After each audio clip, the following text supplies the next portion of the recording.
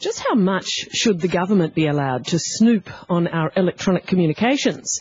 The question is coming into focus as the coalition begins to put national security back on the political agenda. It's pressing Labor to support proposed laws to allow the government greater access to encrypted online communications.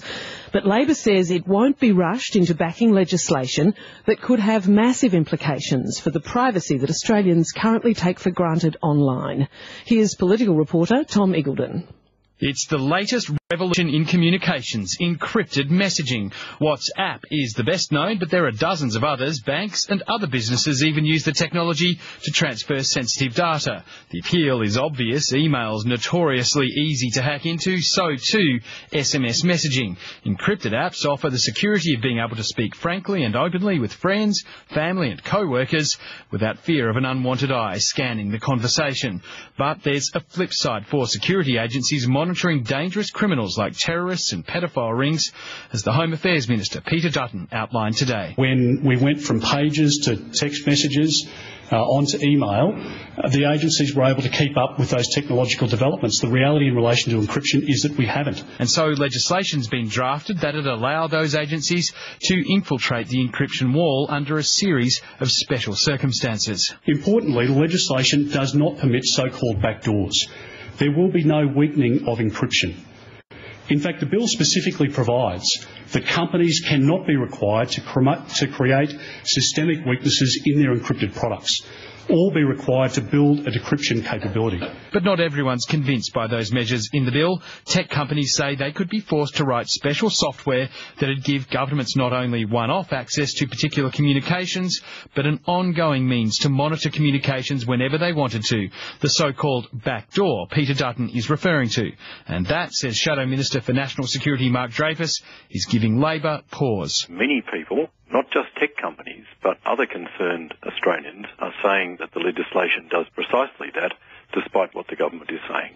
Do you accept the government's overall point that security agencies are effectively losing their edge against transnational and serious criminals because of encrypted communication services? I think there is a constant struggle, and I think that encryption, which is now covering about 90% of all digital communications, obviously presents a problem to our agencies. Next week, when Parliament returns, the powerful National Security and Intelligence Committee will consider the legislation, but Mr Dutton says Labor shouldn't wait until then to make its position clear. Mr Shorten needs to stand up and decide whether he's on the side of these multi-billion-dollar Silicon Valley companies, or he's on the side of our law enforcement and intelligence agencies in this country who want to protect Australians. The spray that Mr Dutton directed at the tech companies today was quite extraordinary. I'm not afraid of constructive criticism. Unfortunately, it appears that Mr Dutton is. And Mark Dreyfus says with so much at stake when it comes to protecting the digital privacy of those who use encrypted data for legitimate purposes, Labor won't be rushed by Mr Dutton. His government referred this bill to the Intelligence Committee. I won't apologise for insisting that proper process be followed on this bill.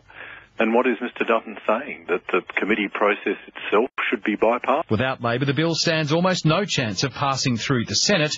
Crossbench Senator David Leyonhjelm is one of the bill's most vocal opponents. Basically what they're saying is that if you don't give your password to the authorities, that it's a criminal offence. And he's not buying the argument put forward in today's Australian newspaper by the ASIO Director General Duncan Lewis that the legislation will help protect Australian lives. I don't think there is any great justification for us losing that level of independence.